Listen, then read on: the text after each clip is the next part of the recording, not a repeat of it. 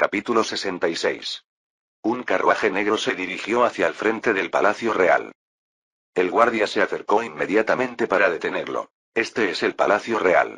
Por favor, diga su nombre. El cochero sacó una pequeña placa de cobre y la mostró.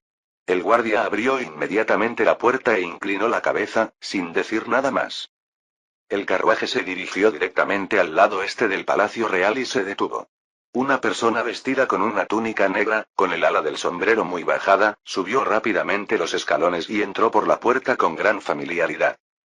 El duque de Orleans estaba sentado ante un escritorio, meditando sobre un asunto en su cabeza, a punto de poner la pluma sobre el papel para escribir una carta, cuando oyó la voz del mayordomo desde fuera de la puerta. Mi señor, el señor Ardley, el embajador británico, ha llegado. Déjalo entrar. Al cabo de un momento, la puerta se abrió y Ardley, vestido de negro, hizo un gesto con la mano sobre el pecho hacia el duque de Orleans y dijo con una sonrisa en el rostro: Oh, Felipe, mi viejo amigo. Ha pasado algún tiempo desde la última vez que nos vimos. El duque de Orleans asintió con una sonrisa. Querido David. ¿Qué te trae por aquí hoy? Después de intercambiar cumplidos, Ardley fue directo al grano. Felipe, como sabes, Londres siempre me da problemas. Y aquí en París, solo puedo confiar en ti, viejo amigo. Habla abiertamente si necesitas algo. Bueno, me gustaría publicar algo en los periódicos. Entonces has venido a la persona adecuada, dijo el duque de Orleans riendo. Dime, ¿es un anuncio o algún tipo de aviso? Para ser precisos, Ardley extendió las manos, se trata de publicar algunas historias. ¿Historias? Hay algunas historias sobre los prusianos, dijo Ardley. Por ejemplo, una historia sobre el duque Schwarz de Prusia que competía con el conde Filson por la reina María. ¿El duque Schwarz? No sabía que existía un... A mitad de la frase, el duque de Orleans de repente sonrió comprensivamente. Oh, ya veo, no importa si hay un duque Schwarz o no, el quid de la cuestión es la historia con la dama austríaca. Ardley asintió. Eres un hombre inteligente. También hay una historia sobre el barón Ramos de Silesia teniendo una cita secreta con la princesa Teresa. Para entonces, Silesia ya había sido incorporada a Prusia. La princesa Teresa era la hija mayor de Luis XVI, hermana de Joseph. Y, por supuesto, todo lo que dijo Ardley era pura mentira. El duque de Orleans añadió casualmente. La esclava del barón Ramos se enamoró del príncipe heredero durante su reunión secreta, y se dice que ahora está embarazada. Los ojos de Ardley se iluminaron. Si fueras guionista, serías famoso en toda Europa. Hagámoslo de esta manera. Públicalos lo antes posible.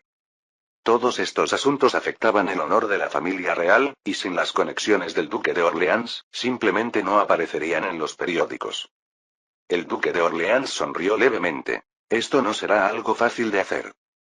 Por eso vine a molestarte. ¿No están todos los periódicos de París bajo tu control? El duque de Orleans dijo sin comprometerse. Una parte considerable del dinero que invertí la última vez en la industria británica de telares automatizados todavía está bajo revisión. Ardley asintió. Puedo ayudarte a acelerar el proceso. Ya sabes lo ineficientes que pueden ser esos funcionarios del gobierno.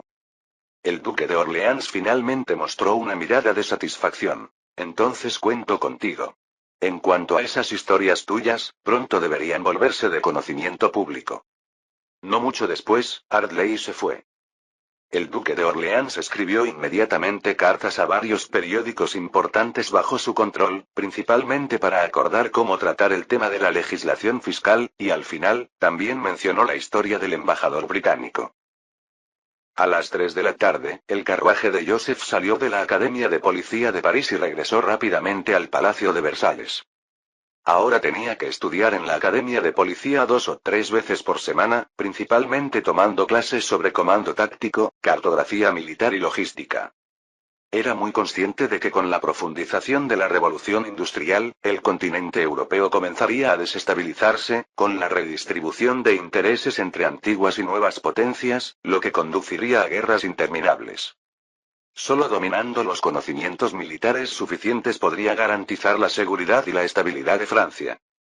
En esa época, Francia no poseía aún el atributo de capitular a la velocidad de la luz, era incluso bastante marcial. Un rey que pudiera conducir a Francia a la victoria sería adorado por todo el pueblo francés, ejerciendo una autoridad suprema.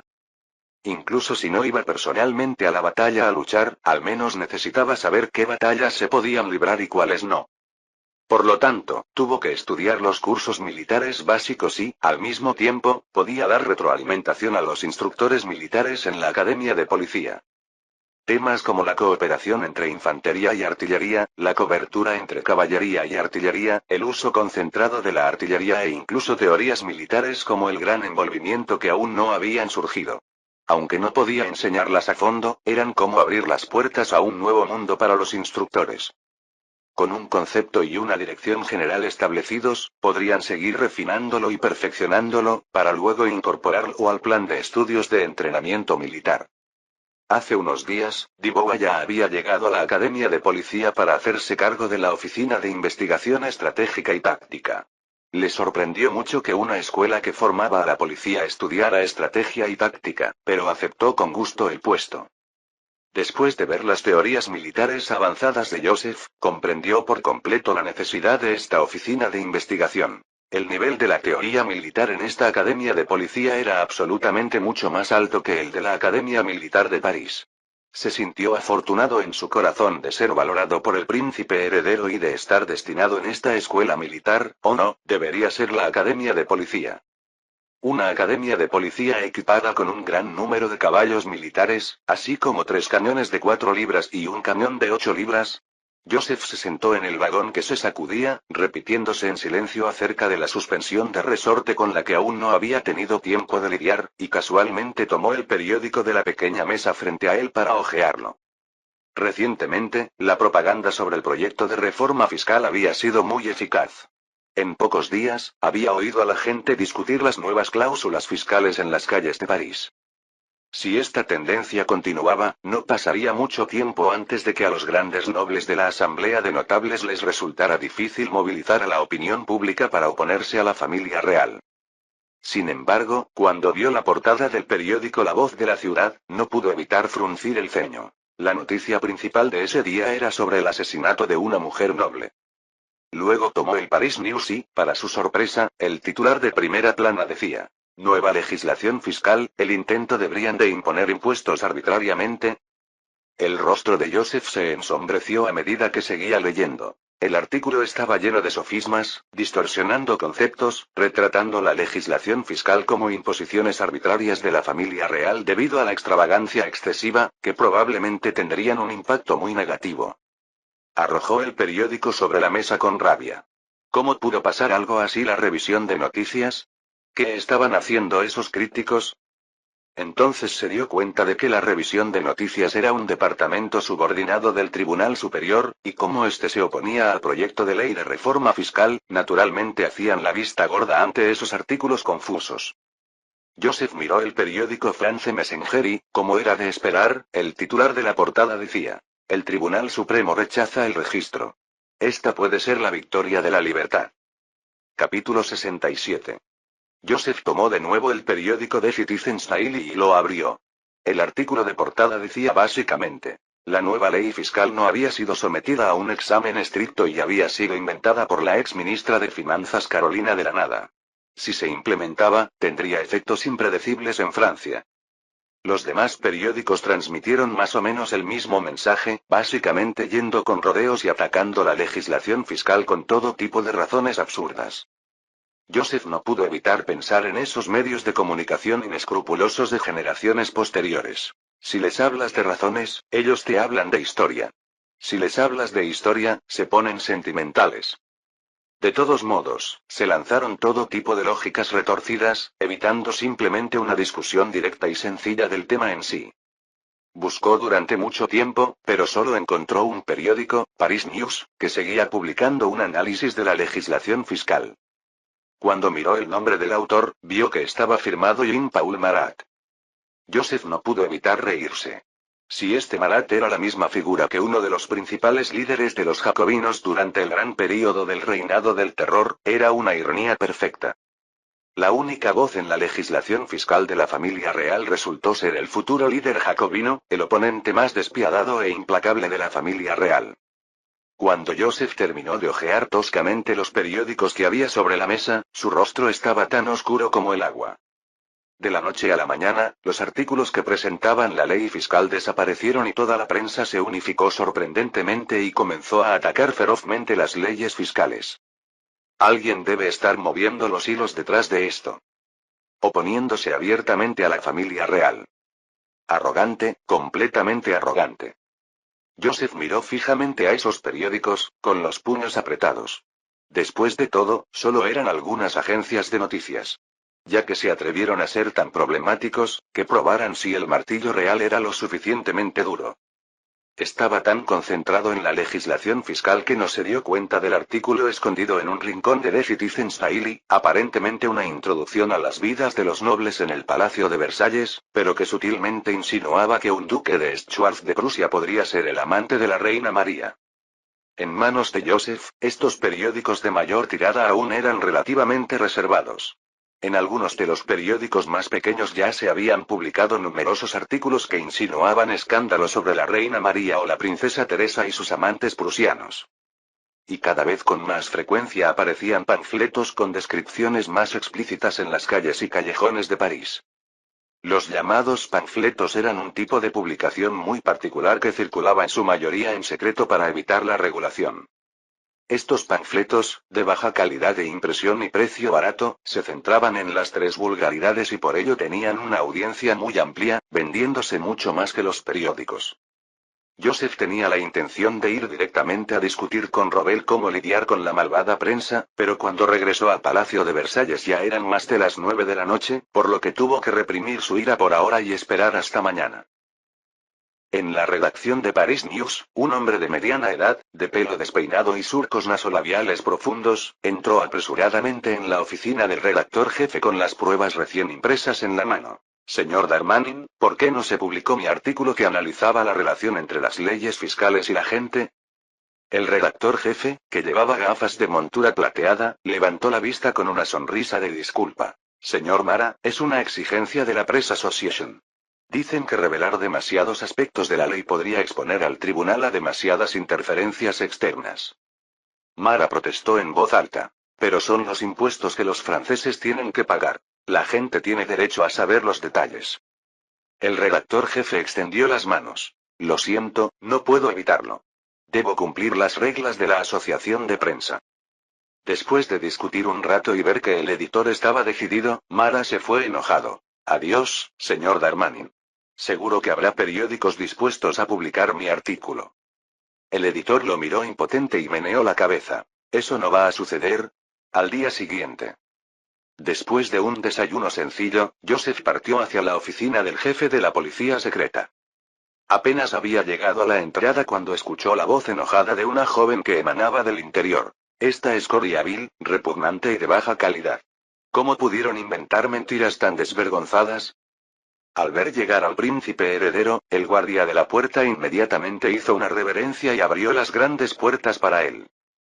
Joseph entró en la oficina y encontró a una joven un poco mayor que él, con las manos en las caderas y mirando furiosamente al conde Robel. La muchacha no era alta, vestía un vestido blanco de falda ancha, con un dejo de grasa de bebé en el rostro, piel delicada y como de porcelana, y un par de ojos tan claros y brillantes como zafiros. Un nombre acudió inmediatamente a la mente de Joseph. María Teresa, la hija mayor de Luis XVI, la princesa de Francia, su querida hermana. Joseph recordó que ella había estado enferma y estaba convaleciente en el ambiente más adecuado del castillo de Meudon. ¿Cómo había regresado de repente al Palacio de Versalles? Al oír pasos, Teresa se dio la vuelta y, al ver a Joseph, rápidamente hizo una reverencia antes de esbozar una cálida sonrisa. Joseph, mi querido hermano, es maravilloso verte. ¿Han pasado 3 meses desde la última vez que nos vimos? Joseph se puso una mano sobre el pecho en un gesto de respeto. Ha pasado mucho tiempo, querida hermana. ¿Por qué has regresado y cómo estás de salud? ¿Cómo no pude volver? Dijo Teresa mientras su rostro se volvía a fruncir. Todo es por culpa de esos detestables rumores que me atormentan a cada momento. ¿Rumores? Joseph miró a Robel con sorpresa. Esos tabloides como el Paris Post, The Spectator y otros. Y panfletos. Al ver que Joseph negaba con la cabeza, Robel sacó 2 periódicos del escritorio, buscó una sección en particular y, después de mirar cautelosamente a Teresa, se los entregó a Joseph. Joseph hojeó rápidamente los papeles y frunció el ceño inmediatamente. Varios artículos insinuaban que recientemente había llegado a París un noble prusiano que mantenía una relación inapropiada con la reina y la princesa. Uno incluso mencionó que había estado involucrado con una esclava de piel morena. Teresa dijo enfadada. Desde la tarde de ayer, estas publicaciones vergonzosas han estado apareciendo en los periódicos. No tuve más remedio que regresar corriendo. Ella volvió a mirar al jefe de la policía secreta. Conde Robel, como acaba de escuchar de Su Majestad la Reina, debemos castigar severamente a los propagadores de rumores. Así que ella ya había ido a ver a la Reina María a quejarse. Robel asintió de inmediato. Sí, Su Alteza. De hecho, ya había enviado gente para que se ocupara de ello ayer. Ah, ¿sí? ¿Cerraste esos periódicos? Robel dijo apresuradamente. No, Su Alteza, eso ciertamente no es posible. Sin embargo, confiscamos las planchas de impresión de algunos periódicos, como el Paris Post, y les impusimos fuertes multas. Ah, y detuvimos al director de Dejo y Fulwan, que está siendo interrogado en estos momentos. Teresa no estaba nada satisfecha. ¿Insultan a la familia real y solo reciben un castigo tan leve? El jefe de la policía secreta parecía bastante indefenso. Su Alteza, la verdad es que no hay palabras que insulten directamente a la familia real en su texto. Lo sé, el contenido está lleno de insinuaciones que pueden malinterpretarse fácilmente, pero el tribunal definitivamente no considerará culpables a los periódicos por esto. Capítulo 68. Robel continuó. Su Alteza, si cerramos por la fuerza la oficina del periódico sin el apoyo de la corte, la opinión pública será extremadamente desfavorable a la familia real. Como sabéis, hace unos años hubo un escándalo por algo llamado libertad de prensa. La policía real detuvo a algunas personas y, como resultado, aparecieron numerosos artículos que criticaban a la familia real. Al final, Su Majestad tuvo que publicarlos. Esta era la peculiar situación que se vivía en Francia en aquella época. Bajo la dirección de la nobleza, los novelistas y periodistas sensacionalistas inventaban con frecuencia pequeñas historias sobre la familia real. Y mientras no los pillaran con las manos en la masa, no tendrían ningún problema. Para la gente común, leer diversas anécdotas escandalosas sobre la familia real se había convertido en un pasatiempo rutinario. Por el contrario, cualquier señal de insatisfacción por parte de la familia real sería aprovechada y exagerada, dando lugar a todo tipo de críticas. Al final, fue el resultado de que la familia real perdiera completamente el control sobre la narrativa en el discurso público.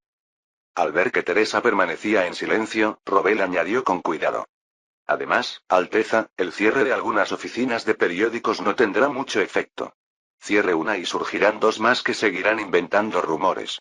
Incluso si se cerraran todos los periódicos no oficiales, como hizo en su día el viejo rey Luis XV, seguirían publicando panfletos.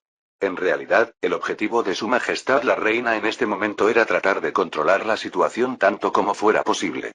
Por supuesto, si hay pruebas concretas, debemos castigar severamente a los propagadores de rumores.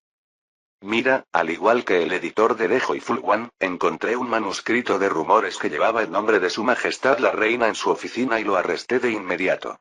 Pero en cuanto a los otros periódicos, aún no tenemos pruebas. Teresa lo miró con enojo y dijo indignada. Si los periódicos carecen de pruebas de insultar a la familia real, esos panfletos deben tenerlas, ¿verdad? Dati me dijo que esos insultos son indisimulados contra mi madre y contra mí. ¿Por qué no los arrestan? Robel respondió con una expresión de dolor. Su Alteza, esos panfletos suelen ser escritos por una o dos personas en sótanos oscuros, y luego llevados a imprimir en secreto, lo que hace que sea muy difícil encontrarlos. Teresa se quedó en silencio inmediatamente. Desde que tenía uso de razón, había oído toda clase de rumores difamando al rey y a la reina, que nunca cesaban. También sabía que si la policía secreta hubiera podido atrapar a esas personas, habría actuado hace mucho tiempo. Joseph, con el ceño fruncido, había llegado allí con la intención de utilizar a la policía secreta para lidiar con los periódicos que atacaban el proyecto de ley de impuestos. Pero el recordatorio de Robel le hizo darse cuenta de que las cosas estaban lejos de ser simples. En ese momento, el grupo de la nobleza probablemente estaba simplemente esperando que la familia real usara la fuerza, y luego incitaría de inmediato a la opinión pública, vinculando el proyecto de ley fiscal con cuestiones de abuso de poder por parte de la familia real. Esto haría que el proyecto de ley fiscal fuera aún más problemático. La justicia y la opinión pública se apoyaban mutuamente y la nobleza tenía un control absoluto sobre este aspecto. No es de extrañar que cuando Luis XVI fue guillotinado, no tuviera posibilidad de defenderse. Los ojos de Therese de repente se enrojecieron y le hizo una ligera reverencia a Robel, diciendo: Conde Robel, lo siento, no debería haber perdido los estribos con usted, no es su culpa. Robel dijo apresuradamente: Entiendo su enojo, Su Alteza, no hay necesidad de disculpas. Therese, con lágrimas en los ojos, tomó su regordete gato chartreux azul grisáceo de las manos de su criada y se dio vuelta para salir de la habitación. Joseph quiso subir a consolarla, pero por un momento no supo qué decir. Él realmente quería hacer caso omiso a todo y asaltar esos periódicos sin escrúpulos, pero la razón le decía que caería en la trampa del grupo noble. Tal como había dicho Robel, el cierre de un periódico daría lugar a otros innumerables y, tras ellos, panfletos. Incluso durante el control más estricto de la opinión pública, en tiempos de Luis XV, los periodistas detenidos y encarcelados fundaban discretamente un periódico tras los altos muros. Fue también en esa época cuando los pensadores liberales como Rousseau y Montesquieu surgieron como brotes de bambú tras la lluvia. Para esa época, Francia ya había sido bautizada por el pensamiento de la Ilustración y el concepto de libertad de prensa había arraigado profundamente en el corazón de la gente, siendo imposible controlarlo con un poder absoluto como se había hecho en el pasado. Al llegar a esta conclusión, Joseph se quedó paralizado de repente. No, se dio cuenta de que su ira podría haberlo llevado a cometer una falacia. ¿Por qué controlar la opinión pública con poder absoluto? El objetivo no debe ser controlar la opinión pública, sino aprovecharla, hacer que trabaje para mí en lugar de intentar eliminarla. Con este pensamiento pasando por su mente, Joseph sintió como si una luz brillara ante él y sus pensamientos se ampliaron. En ese momento, la doncella de Therese pasó junto a él. Él extendió la mano y la tomó a un lado, susurrando: Por favor, dile a mi hermana que haré que todos los rumores desaparezcan y me aseguraré de que las personas que los iniciaron se disculpen con ella. La sorpresa brilló en los ojos de Dati. Aunque creía que el príncipe heredero solo estaba tratando de consolar a la princesa, asintió con gratitud. Gracias, Su Alteza. Me aseguraré de transmitirle su mensaje a la princesa. Joseph se despidió de Robel y caminó hacia sus propios aposentos, reflexionando sobre las formas de controlar la opinión pública. Como alguien de la era moderna que había experimentado las peleas entre varias entidades en las plataformas de Internet, sabía bien que, en última instancia, todo se trata del tamaño de la audiencia. Si tu voz puede ser escuchada por el 90% de las personas y los demás solo pueden influir en el 10%, entonces lo que dices se convierte en la verdad. En aquella época, los medios de comunicación eran básicamente periódicos, libros, folletos y similares. ¿Cómo se pueden aprovechar para aumentar rápidamente la audiencia? Inmediatamente pensó en cómo el maestro Jin llevó su naciente periódico, Ming Pao, a lo más alto de las listas de los más vendidos en un corto período utilizando el vagabundo sonriente y orgulloso. En el siglo XVIII, la gente tenía pocas opciones de entretenimiento, pero él tenía muchas armas poderosas a su disposición, cada una de ellas no menos poderosa que el caminante sonriente y orgulloso. En términos de contenido, incluso si todos los periódicos y editoriales de Europa estuvieran unidos, no serían rival para él. Por lo tanto, necesitaba primero su propia publicación y luego abrumar a sus rivales con contenido superior, difundiéndolo rápidamente entre los lectores. Con esto en mente, inmediatamente le dijo a Eman: Por favor, ayúdame a reunir información sobre todos los periódicos y talleres de impresión de París, cuanto antes mejor. Sí, Su Alteza. Eman se dio la vuelta y se fue, mientras Joseph seguía sumido en profundos pensamientos. Después de tener el contenido, el siguiente paso sería el precio y los canales de distribución. Poco a poco, varios planes fueron tomando forma en la mente de Joseph y su ceño fruncido se fue suavizando. Después de todo, era solo una batalla por la opinión pública. Que venga. La familia real había abandonado el terreno de la opinión pública durante tantos años. Era hora de recuperarlo. Antes de las 3 de la tarde, Eman regresó apresuradamente, polvorienta y cansada, colocando respetuosamente una gran pila de documentos frente a Joseph. Se trataba de los archivos detallados de todos los periódicos de París. Los periódicos debían estar registrados en el tribunal y, como los datos de registro no eran confidenciales, era fácil obtenerlos. Joseph examinó atentamente la información de los 57 periódicos de París y de varios talleres de imprenta, y finalmente fijó su atención en Paris Commercial News. Era un periódico pequeño, con una tirada de solo unos 800 ejemplares, pero que satisfacía perfectamente sus necesidades. Capítulo 69. En primer lugar, el Paris Commercial News no tenía ningún respaldo aristocrático. El propietario del periódico era un comerciante marsellés, heredero del negocio familiar, y era el único accionista. En segundo lugar, el negocio del periódico no era muy optimista, habiendo solicitado 2 veces en un año un aplazamiento del pago de impuestos, por lo que debería haber voluntad de vender. Por último, y no menos importante, Paris Commercial News poseía una imprenta muy grande, que parecía destinada a explotar también un negocio de impresión para otros periódicos, aunque evidentemente este aspecto no le había reportado muchos beneficios. Joseph decidió en ese momento que sería este. Quería entrar en el sector editorial y la vía más directa era adquirir un periódico ya existente. Después de eso, examinó algunas otras opciones y cuando terminó, ya había anochecido. Temprano a la mañana siguiente, Joseph fue directamente a la oficina de Paris Commercial News en la parte norte de París para discutir la adquisición y, por supuesto, para inspeccionar por sí mismo la situación del periódico. El Paris Commercial News estaba situado en un barrio sin mucha actividad, pero un edificio muy grande junto al río resultaba extremadamente llamativo. En la entrada principal del edificio había un cartel que decía Noticias Comerciales de París. Desde lejos se oía el ruido del interior. En la parte trasera, las aguas residuales negras se vertían continuamente al río. Lo primero que hizo Joseph fue mirar la oficina del periódico, y aquel enorme edificio era el taller de imprenta, que contenía no menos de 7 prensas. Los artesanos en el taller tiraban de palancas de más de 1 metro de largo en las máquinas de impresión, presionando hojas de papel en blanco contra la placa base. Cuando volvieron a levantar las palancas, se había impreso un periódico. A su alrededor, decenas de trabajadores se afanaban en entintar, secar y transportar, con movimientos rápidos y precisos, evidentemente manos experimentadas. Después de haber visto el almacén y la redacción, Joseph se hizo una idea general de la situación general del periódico y se sintió muy satisfecho. Así que aprovechó la oportunidad para detener a un editor y le expresó su deseo de reunirse con el propietario del periódico.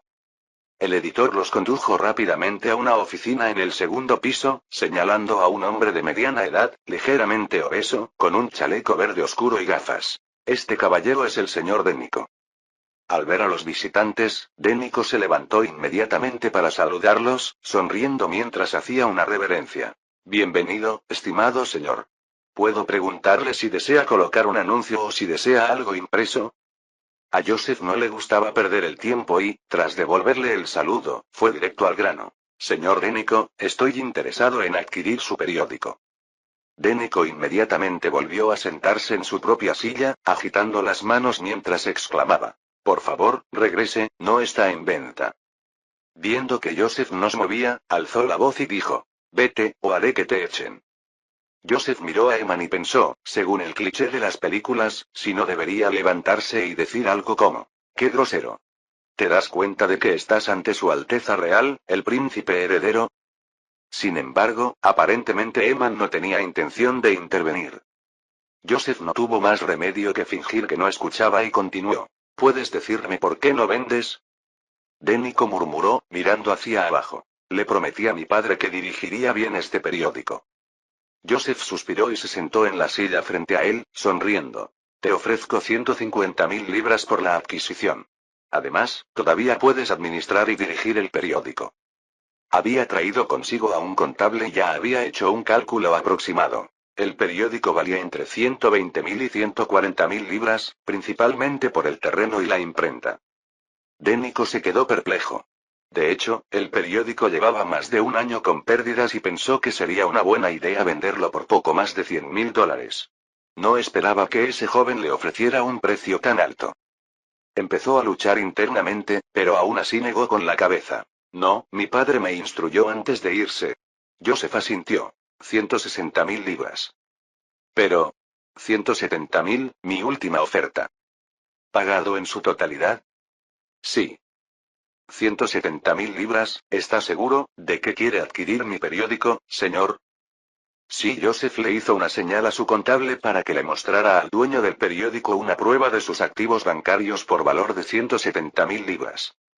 Denico miró a Joseph a los ojos, confirmando que no estaba bromeando, luchó por un buen rato, luego de repente relajó sus hombros, revelando una expresión resuelta. Oh, está bien, es tuyo entonces. Pensó para sí mismo. Querido padre, no puedes culparme, simplemente ofreció demasiado. El abogado de Joseph sacó inmediatamente el contrato que se había preparado con antelación y se lo entregó a ambas partes para que lo firmaran. Después, el contable fue con Denico al banco para liquidar el pago. La eficiencia de los bancos en esa época no era muy alta y, además de los grandes volúmenes de pago, los trámites tardaban más de 2 horas en completarse. Todos los pagos debían esperar 3 días más antes de ser liquidados en su totalidad. De camino al banco, Denico ya había preguntado al contable por la identidad de Joseph y sintió que hoy había tenido suerte. No solo había ganado una gran suma de dinero, sino que también había entablado una relación con el príncipe heredero. Cuando regresó, se mostró extremadamente respetuoso y le aseguró repetidamente a Joseph que definitivamente administraría bien el periódico para el príncipe heredero. Joseph lo animó y le preguntó: ¿puedo preguntar cómo eran las ganancias del periódico antes? Denico dudó y dijo: ¿sabes? Hoy en día a la gente le encanta leer esas noticias sensacionalistas. Es bastante difícil para periódicos como el nuestro que se centran en la libertad y los ideales. Perdimos 1.200 libras este año, pero en la primera mitad del año pasado, todavía ganamos unos cientos. Temiendo que el príncipe heredero pudiera cambiar de opinión, rápidamente añadió: en realidad, cuando el negocio iba bien en los años anteriores, solíamos ganar 1.000 libras al año. Joseph asintió. Entonces te daré un salario anual de 1.000 libras, más el 5% de las ganancias totales del periódico como bonificación. Su adquisición del periódico tenía como único objetivo ganar la guerra de la opinión pública, y Paris Commercial News iba a ser su importante base de operaciones. Por lo tanto, era crucial estimular al máximo el entusiasmo de la dirección, vinculando sus intereses con los del periódico. Denico no podía creer lo que oía. Vender el periódico significaba que ya no tenía que preocuparse por las pérdidas, y ahora iba a recibir un salario tan alto. El príncipe heredero fue como una bendición para rescatarlo. Estaba tan conmovido que prometió lealtad repetidamente y juró hacer todo lo posible para satisfacer al príncipe heredero, para que el periódico fuera rápidamente rentable y se hiciera más fuerte. Luego escuchó a Joseph decir que tenía la intención de aumentar el salario de la gerencia y los trabajadores principales del periódico en un 20%. Inmediatamente insistió: Su Alteza, el periódico sigue perdiendo dinero, no es apropiado aumentar los gastos en una cantidad tan grande. Joseph sonrió.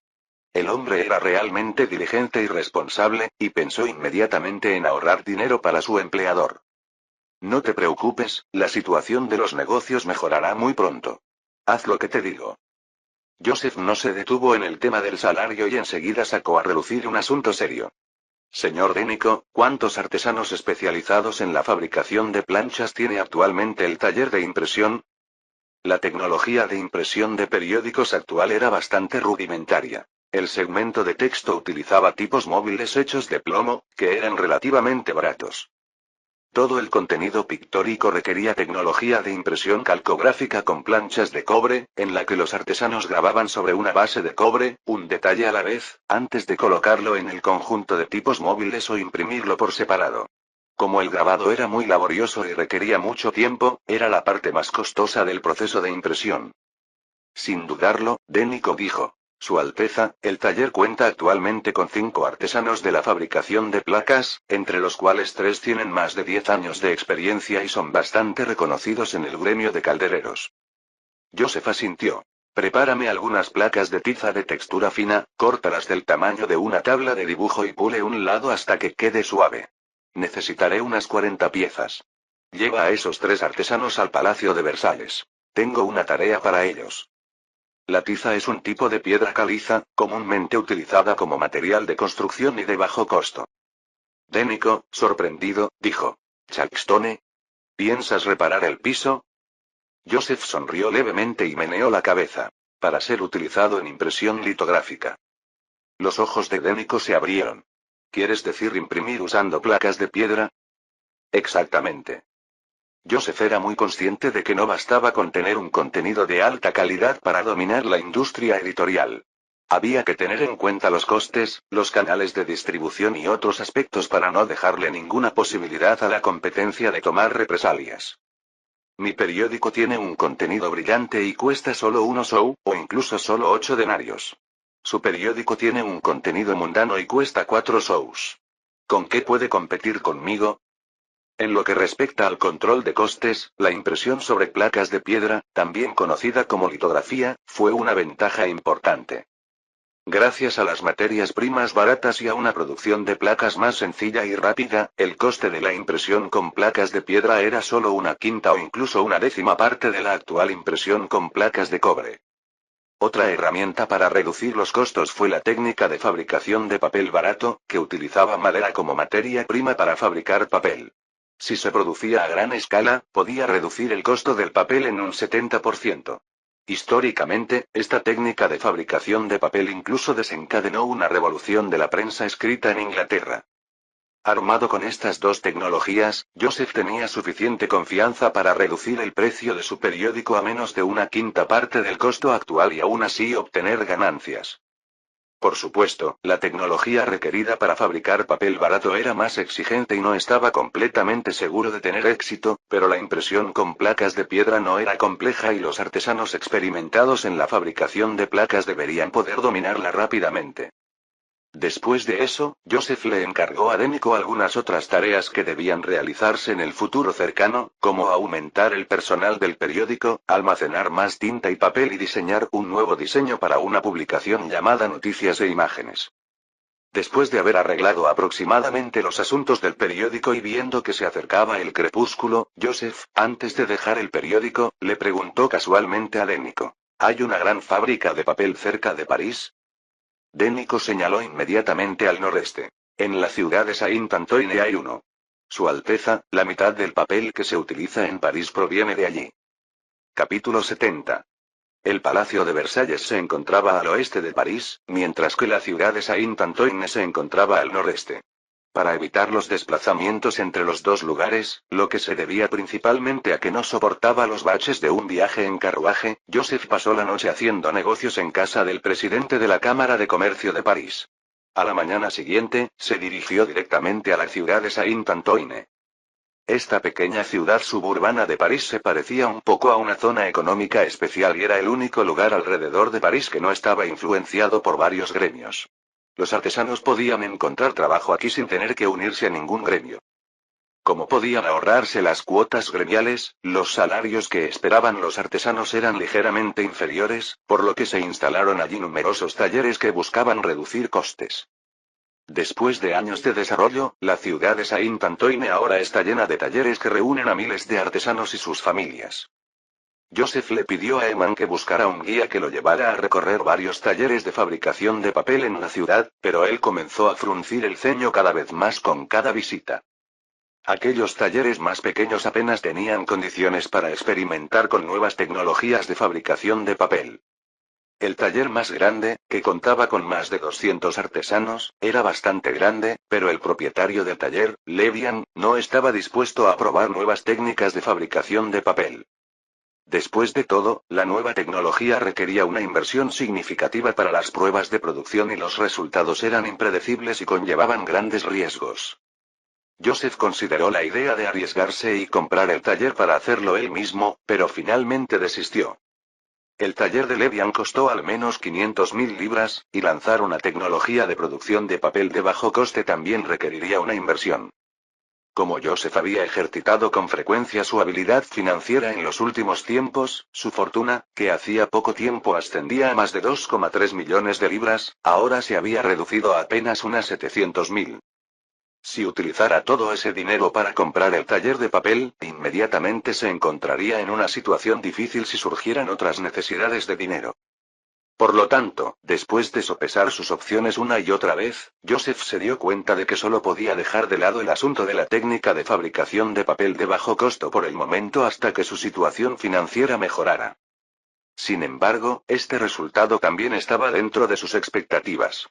Después de todo, industrias como la fabricación de papel, que eran de gran escala y con un alto valor de producción, no podían completar cambios tecnológicos de la noche a la mañana.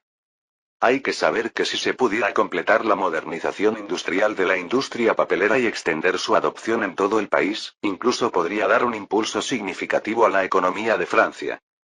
Cuando Joseph regresó al Palacio de Versalles, los 3 grabadores de la agencia de noticias comerciales de París ya llevaban bastante tiempo esperándolo. Joseph miró a los 3 hombres que llevaban pesadas bolsas de herramientas en sus espaldas y martillos de distintos tamaños en sus cinturas, luego miró los brillantes pisos de mármol del dormitorio, y de inmediato abandonó la idea de enseñarles la tecnología de impresión de losas de piedra caliza aquí. Eman se acercó rápidamente, le hizo una reverencia y le dijo: Su Alteza, esas losas de piedra caliza que pidió todavía están en el carruaje. ¿Dónde quiere que las descarguemos?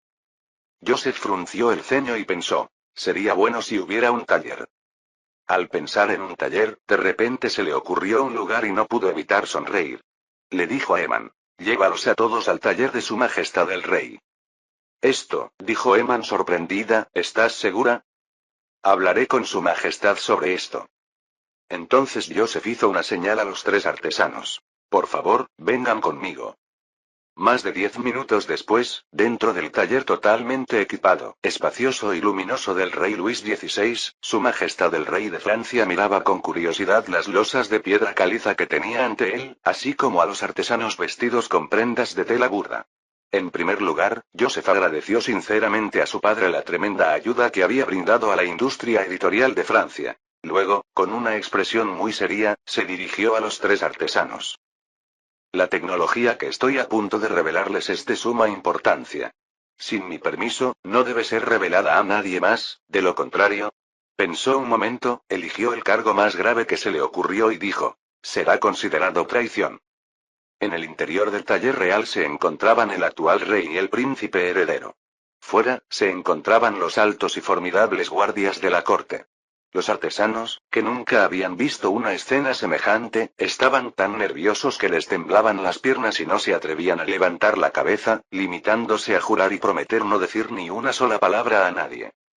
Inmediatamente, Eman sacó los acuerdos de confidencialidad preparados e hizo que los artesanos los firmaran uno por uno. En realidad, Joseph también sabía que en aquella época no existía una ley de patentes, por lo que esta tecnología no podía mantenerse en secreto durante mucho tiempo. En el futuro, pretendía difundir la litografía por toda Francia. Sin embargo, por ahora, esa era su carta de triunfo, que no podía filtrarse en absoluto. Durante un tiempo, enviaría a personas para proteger a estos 3 artesanos de la plancha en todo momento, al menos hasta que pudiera controlar la opinión pública en París. Después de completar la inducción de confidencialidad, Joseph comenzó a presentar formalmente la tecnología de litografía.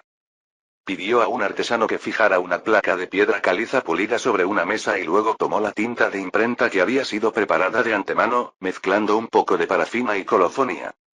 Una vez que los aditivos de la tinta se disolvieron completamente, Joseph mojó su pincel en la tinta y escribió en la placa de piedra caliza: a Su Majestad el Rey. Una hora después, la tinta prácticamente se había secado y Joseph cepilló la piedra con ácido nítrico diluido 2 veces. Las partes de la piedra cubiertas con tinta no se vieron afectadas, mientras que el resto tenía una fina capa erosionada por el ácido nítrico. La placa base está completa, dijo Joseph con indiferencia mientras extendía una capa de agua sobre la piedra y luego aplicaba con un pincel la tinta de impresión. En su corazón, se maravilló de que durante ese mes que pasó haciendo voluntariado en las montañas, ayudando al director a usar un mimeógrafo para imprimir exámenes para los niños, nunca pensó que esa pequeña manualidad sería útil aquí. En ese momento, las zonas de la piedra erosionadas por el ácido nítrico absorbieron el agua, lo que impidió que la tinta se adhiriera, mientras que la tinta seca ya en la placa recogió más tinta. Joseph colocó una hoja de papel sobre la piedra, la presionó ligeramente y luego la levantó con cuidado, revelando una línea de texto en el papel: a Su Majestad el Rey. Sin embargo, el texto fue reflejado. Los 3 artesanos intercambiaron miradas, cada uno viendo en los ojos del otro una inmensa sorpresa. La línea de texto era simple y no muy ordenada, pero desde el comienzo de la fabricación de la plancha hasta la finalización de la impresión, pasaba poco más de 1 hora. Esto había subvertido por completo su comprensión de la técnica del grabado. Luis XVI, que había estado observando con interés durante un buen rato, ahora preguntó tranquilamente: ¿qué tiene de especial el proceso de impresión que acaba de demostrar? Un artesano, el más antiguo entre ellos, al ver la sincera pregunta del rey, rápidamente hizo una reverencia y explicó: Su Majestad, la técnica del príncipe heredero podría hacer que todos los métodos de impresión actuales queden obsoletos. Otro artesano, entusiasmado, continuó: En el pasado, usábamos placas de cobre, primero cubríamos el cobre con una capa de cera, luego colocábamos papel encima y usábamos un bolígrafo para tallar las áreas del dibujo que no necesitábamos en el papel. La pluma retiraba la cera que había debajo. Una vez que el dibujo estaba completo, sumergíamos el cobre en una solución de cloruro de hierro. Las áreas que no estaban cubiertas por la cera se grababan y luego quitábamos el cobre, limpiábamos la cera de su superficie y aplicábamos con un pincel tinta de imprenta para imprimir. El solo paso de tallar la cera llevaría mucho tiempo, y el grabado del cobre necesitaría medio día. Normalmente, para completar una placa base se necesitarían al menos 2 o 3 días. Además, el método de fabricación de platos del príncipe heredero implica dibujar directamente las partes necesarias, lo que es mucho más simple que tallar las partes innecesarias. Fin del capítulo 70.